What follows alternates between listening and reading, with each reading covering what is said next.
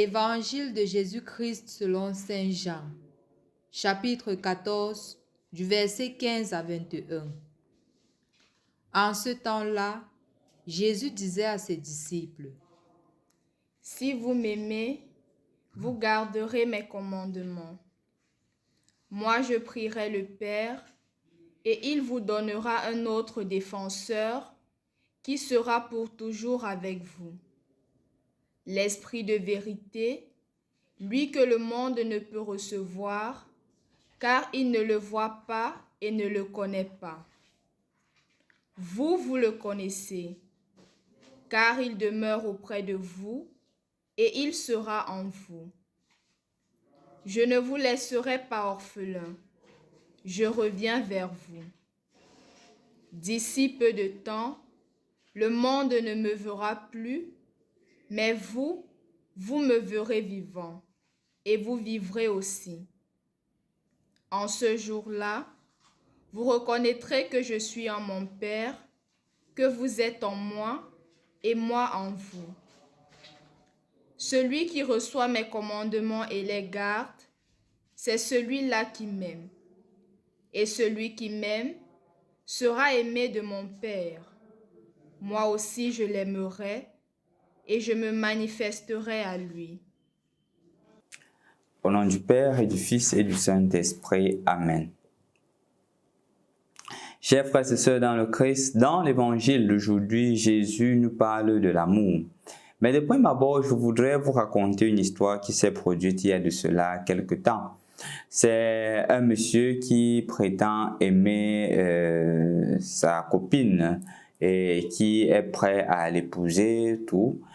Mais il savait que la fille a un malaise. Et étant avec ses copines, la première personne à qui ses copines pensent, c'est justement au petit ami.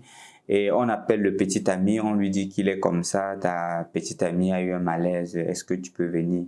Premièrement, il se met à bouder, il se met à se fâcher, et puisque les copines sont en train d'insister, finalement il décide de venir. Et quand il décide de venir, il ne s'efforce même pas à toucher ou à s'approcher de sa petite amie pour lui demander ce qui ne va pas, pour l'amener à l'hôpital, pour ceci, rien.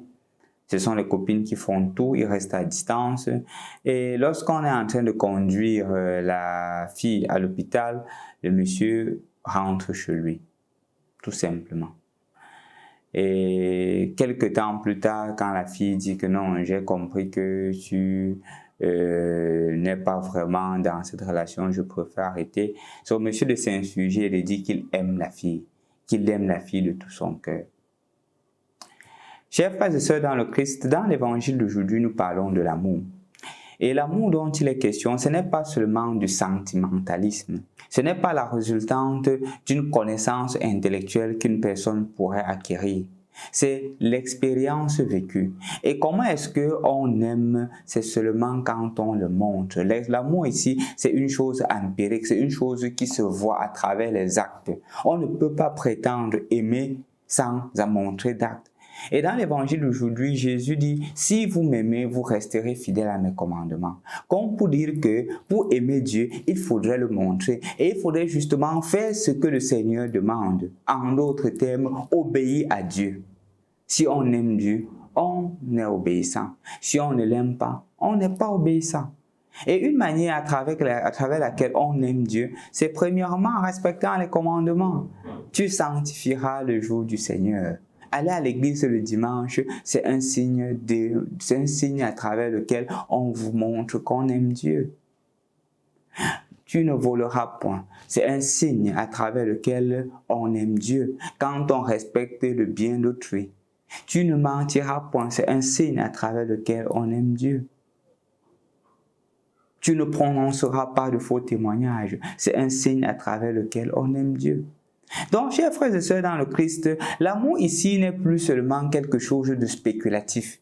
L'amour est quelque chose de concret. L'amour est quelque chose de vécu. Et l'amour est quelque chose qui se manifeste. Si je dis que j'aime Dieu, ma vie, ma manière d'être est justement à l'exemple de l'amour de Dieu. Je ne peux pas dire que j'aime Dieu, mais ma vie est toujours la même. Je ne peux pas dire que je suis uni à Dieu et ma vie ne change pas. Et ma relation avec Dieu n'est pas la même.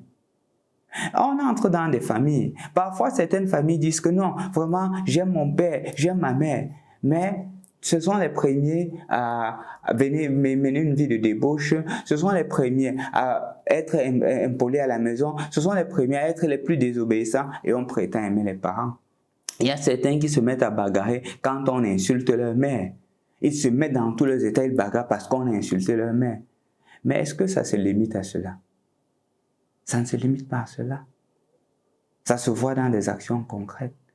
Il y a de cela quelque temps, il y a un monsieur qu'on a arrêté, on a amené à la brigade et on vient lui dire que ta mère, lorsqu'elle a suivi ceci, elle a eu l'AVC, il se met à pleurer. Pourtant, ce n'est pas ça l'amour. L'amour, c'est de mettre en valeur l'éducation que tu as reçue des parents. Et c'est en cela qu'on aime. Donc, si un jeune voudrait dire qu'il aime ses parents, qu'il leur soit obéissant, qu'il prenne ses études au sérieux, qu'il s'engage sérieusement dans sa vie professionnelle, qu'il s'engage sérieusement dans l'attention et le service des parents, que lorsqu'il sait que les parents sont malades, il pose des gestes propres à un enfant. Quand les parents veulent lui donner un conseil, qu'il soit à même d'écouter et d'obéir. C'est en cela qu'on aime Dieu. Et celui qui nous donne la force pour pouvoir aimer davantage, c'est l'Esprit Saint. C'est vrai que dans le texte d'aujourd'hui, on a parlé de l'Esprit Saint. Et le mot grec pour exprimer cela, c'est parakletos, non? Et parakletos n'est pas seulement un défenseur. Il faudrait un peu comprendre comment est-ce qu'on l'utilisait dans l'Ancien Testament. Du moins dans le contexte juif de la Palestine antique. En effet, quand il y avait une situation dans un tribunal et on voulait justement un expert pour pouvoir nous défendre, on appelait celui qu'on appelle le parakletos. Donc c'était le défenseur. Mais ce n'était pas un défenseur quelconque, c'était quelqu'un qui avait justement l'art de pouvoir trouver des solutions où plusieurs n'ont pas pu trouver. Le paraclète ceci était aussi comme un expert militaire dans des situations de guerre, quand par exemple ils avaient besoin urgemment de quelqu'un qui maîtrise l'art de guerre pour pouvoir le sortir d'une situation assez compliquée, on appelait le paraclétos comme un expert général. Le paraclétos aussi était considéré comme celui-là qui avait la capacité de consoler. Quand une personne était dans une situation difficile, dans une situation de souffrance, et on l'invitait pour pouvoir lire les paroles bibliques, adresser des paroles pour pouvoir remonter la personne qui souffrait, on appelait celui-là le paraclétos. Vous voyez donc, chers frères et sœurs dans le Christ, quand le Seigneur est en train de nous dit qu'il va nous envoyer le paraclétos, c'est premièrement une personne qui nous aide à trouver les voies et moyens dans les situations les plus compliquées. C'est le rôle de l'Esprit Saint, de lui demander la force de pouvoir être capable de trouver les moyens appropriés pour davantage servir Dieu. Le paraclétos, c'est aussi celui-là qui défend. Que nous soyons capables non seulement de défendre notre foi, mais de défendre toute forme d'injustice qui soit physique ou spirituelle, que nous soyons capables de dire non à l'injustice et oui à la justice. Que ces pauvres personnes qui sont dans des tribunaux et qui demandent justice, que nous soyons capables de dire que nous sommes de votre côté. Le paraclétos aussi, c'est celui qui console, que nous soyons des consolateurs. Dans ces moments où on perd parfois nos bien-aimés, dans des moments où nous perdons ceux qui nous sont les plus chers, dans des moments où nous perdons parfois du travail, que nous ayons des consolateurs, que toi et moi, nous soyons des consolateurs. Et ainsi, demandons à l'Esprit Saint, spécialement en ce dimanche, qui nous prépare à la venue de l'Esprit Saint, la grâce d'être des paraclétos capables de défendre ceux qui sont dans des situations compliquées, des paraclétos capables d'aider les plus faibles, des paraclétos capables de consoler ceux qui souffrent. Au nom du Père, du Fils et du Saint-Esprit. Amen.